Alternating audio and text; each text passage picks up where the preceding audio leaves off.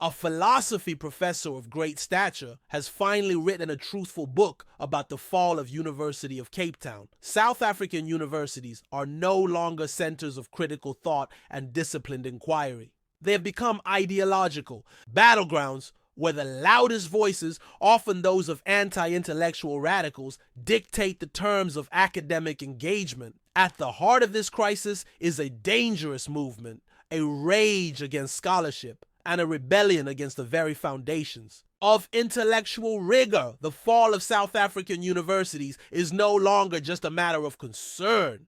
It is an undeniable reality. The University of Cape Town, UCT, and the University of the Witwatersrand, Wits, once the crown jewels of African academia, have descended into intellectual chaos, where militant activism has replaced rigorous scholarship and racial populism has taken precedence over reasoned debate. Universities exist to select the best minds, to nurture them, to equip them with the tools to shape the world. University of Cape Town, like many other South African institutions, has been paralyzed by a dangerous ideology, one that says no one must ever be rejected, and so the numbers swell.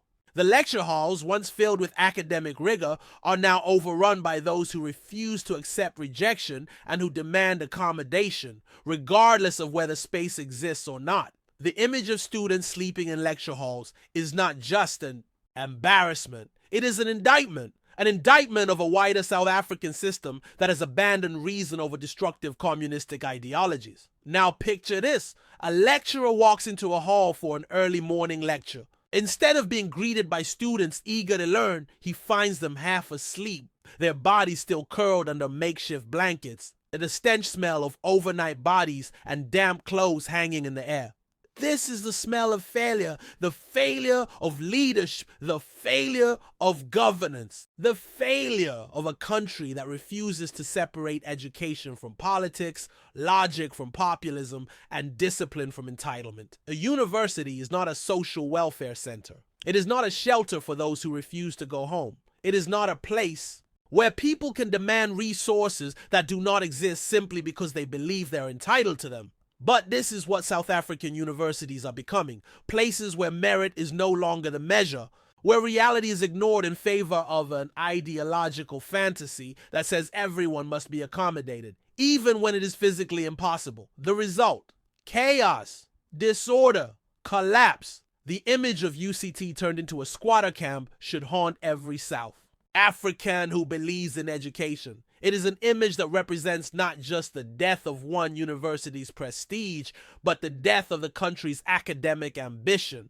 the road to a lost generation. If this continues, South Africa will lose an entire generation of scholars, thinkers, and innovators. No great mind can flourish in a university where order has been replaced by occupation, where lecture halls double as bedrooms, where the pursuit of knowledge is buried under political chaos. Picture this: so, a lecture hall at the University of Cape Town, once a proud sanctuary of knowledge, now a makeshift dormitory. Students lie sprawled across the floors, their bodies strewn like cattle in a barn.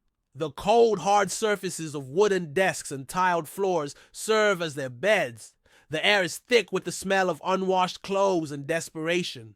Where professors once lectured on advanced theories, where some of Africa's finest minds once debated philosophy, politics, and science, now lie scattered belongings, blankets, plastic bags stuffed with clothes, and the hum of restless sleep. This is not a war zone. This is not a refugee camp. This is UCT, South Africa's once premier university, now reduced to an overcrowded, chaotic squatter camp.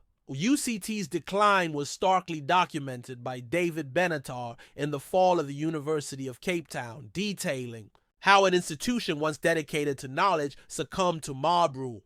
But the crisis is not confined to UCT. There was a time when the University of Cape Town, UCT, was the shining light of African academia. It was not only the best university in South Africa, but also the #1 institution on the continent.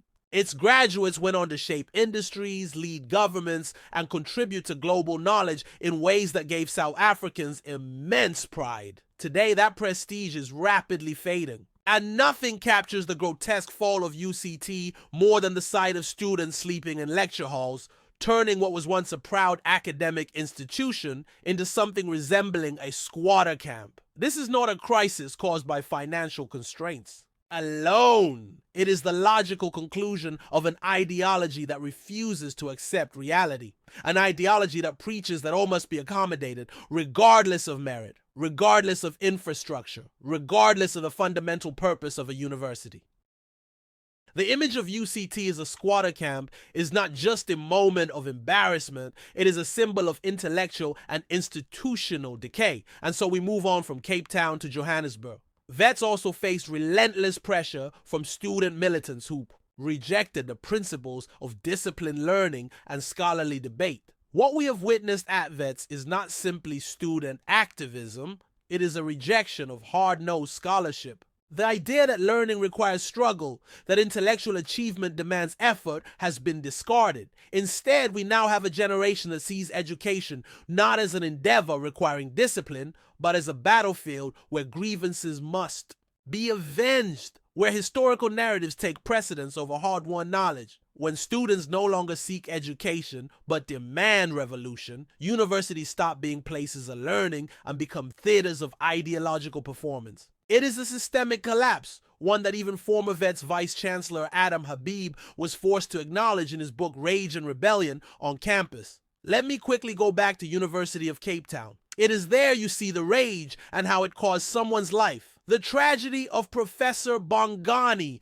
Mayosi when intellectualism became a crime. Perhaps the most harrowing moment in this collapse was the death of Professor Bongani Mayosi, a world-renowned cardiologist who took his own life after relentless harassment from radical students. Mayosi, a black intellectual who had risen to the highest ranks of academia, was branded a coconut by the very students he sought to uplift. This was not a protest against oppression. It was an attack on excellence itself. Mayosi was not rejected because he failed his students. He was rejected because he represented a standard of scholarship that these militant students could never achieve. To call a man like Mayosi a coconut is to reject the very purpose of education.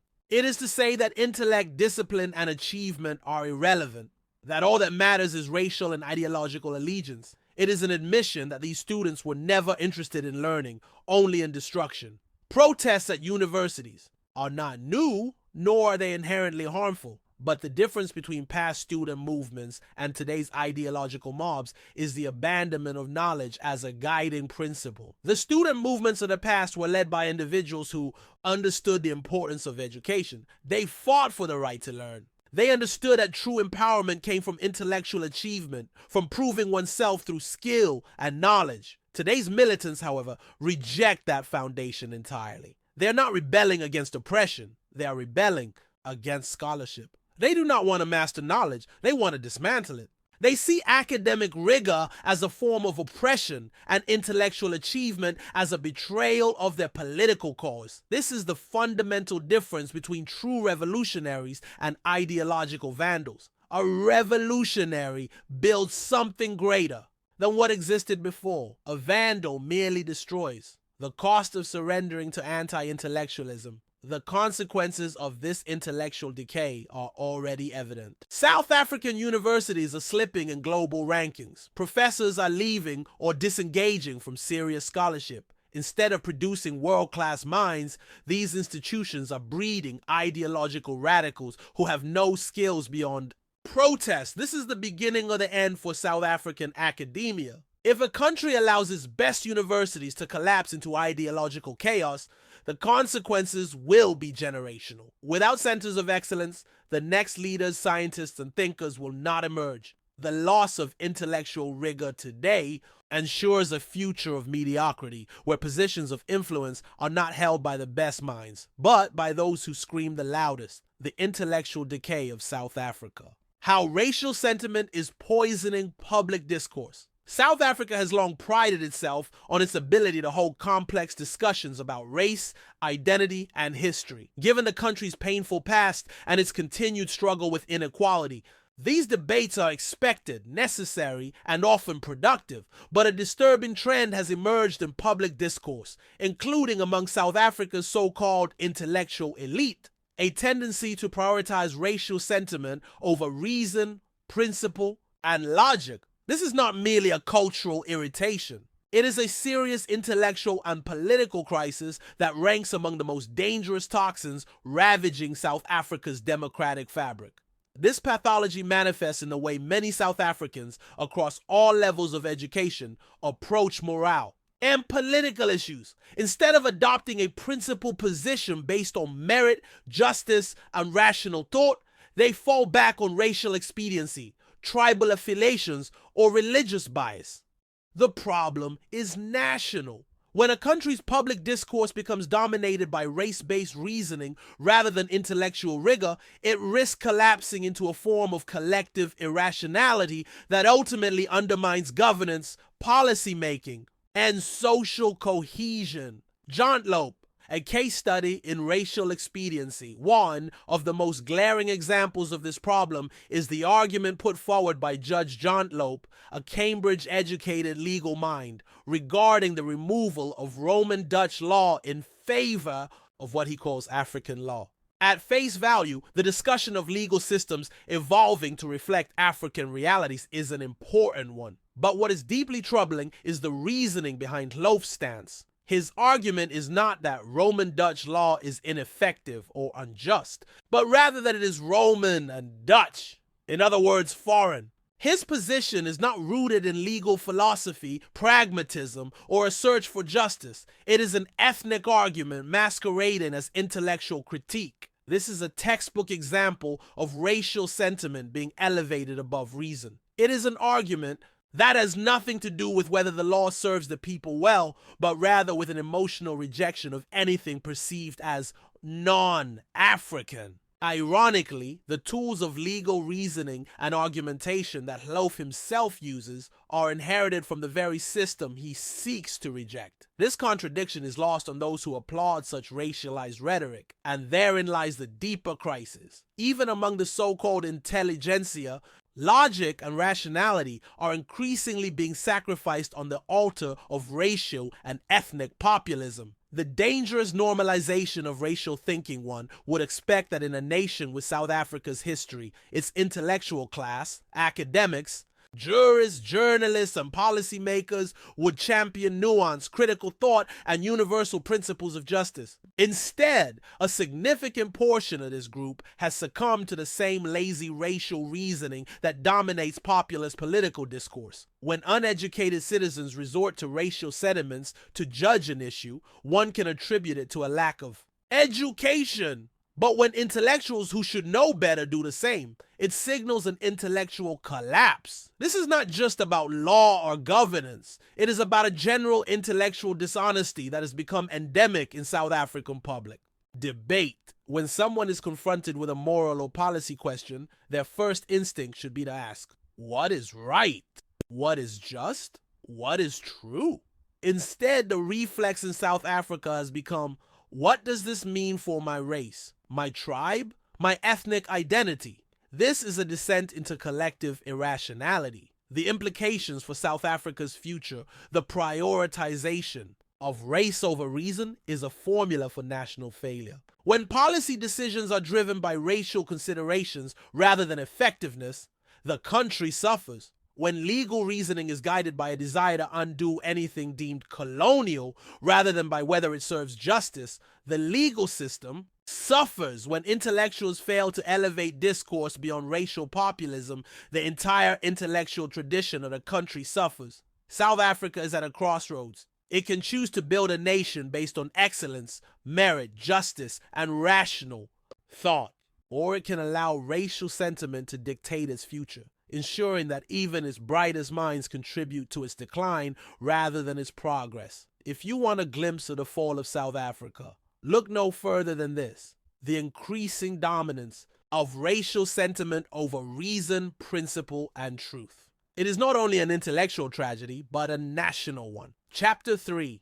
Decolonization is bile. Culture is not a museum. Peace decolonization, as it is preached today, is nothing more than a desperate clinging to a past that no longer fits the present world. It is the refuge of scoundrels, those who, instead of pushing society forward, pull it backward in the name of culture, identity, and heritage. The tragedy of it all. Culture is not meant to be a prison. It is meant to be a living, breathing, evolving thing. Yet in the name of decolonization, we are witnessing an attempt to freeze culture in time, to make it static, rigid, and incapable of adapting. But history is clear. A culture that does not evolve will perish.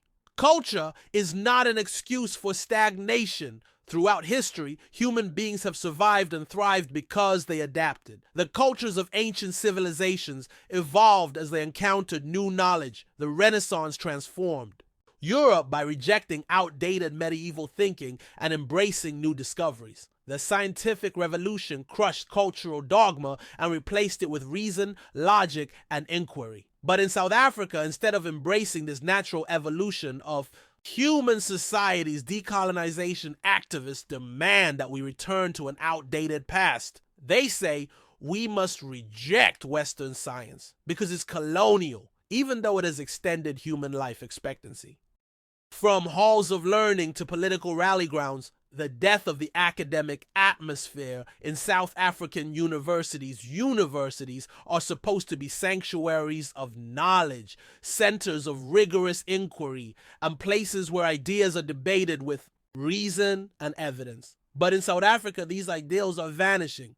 The hallowed grounds of UCT and Wits, once Africa's premier institutions of higher learning, have been hijacked, turned into platforms for political theater where intellectual discourse is drowned out by militant slogans, mob rule, and the looming presence of political agitators. And no figure embodies this transformation more than Julius Malema. Instead of an atmosphere where students engage with philosophy, science, and literature, what do we see on these campuses today? Malema leading throngs of students in song and dance, chanting "Kill the Boer" on the very grounds where Socratic debate, reason, and disciplined study once reigned. This is the new reality. Professors impeded from moving freely across campus. Lectures disrupted. Academic programs sidelined. The learning environment replaced with political spectacles. The result?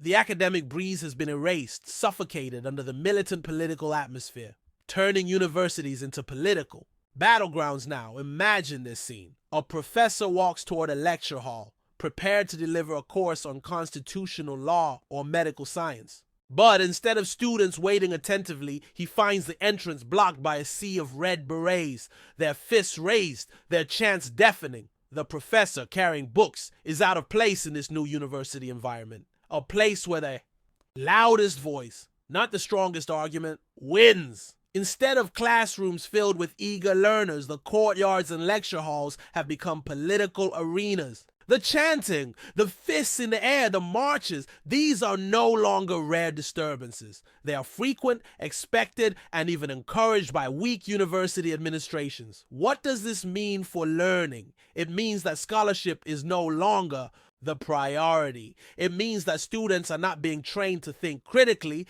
but to follow militant leaders unthinkingly. It means that universities no longer belong to knowledge seekers, but to political opportunists. The erosion of the academic atmosphere. What makes a university a university? It is not just buildings, classrooms, and libraries. It is the intellectual atmosphere, the silent hum of students debating over coffee, the calm rigor of a professor's lecture, the weight of books in the arms of those who have come to learn. But today that atmosphere is being suffocated. Instead of quiet discussion halls, we see megaphones and riot police. Instead of intellectual exchange, we hear war songs. Instead of students preparing for exams, they prepare for mass mobilization protests. The university has been transformed from a place of scholarship into a permanent protest zone, where ideology trumps inquiry and political loyalty outweighs academic excellence. Who loses in this chaos? Not the politicians. They thrive in disorder. They exploit the chaos for voters, for attention, for influence. The true losers? The students who genuinely want to learn but find their courses disrupted.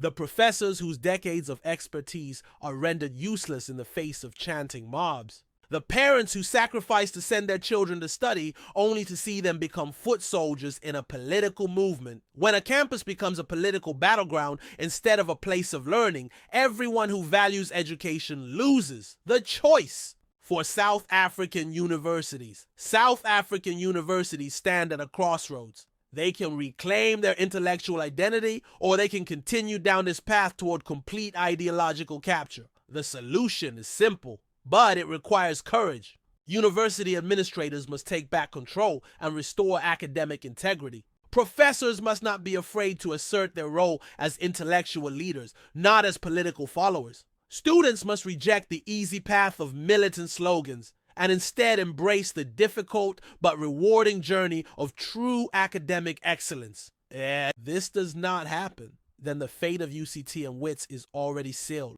They will no longer be universities, but political rally grounds disguised as institutions of learning. And once that happens, South Africa will have lost its greatest intellectual assets. A university should not be a place where "kill the Boer" is chanted louder than lectures are given. If that is the new reality, then South African higher education isn't just in decline, it is in free fall.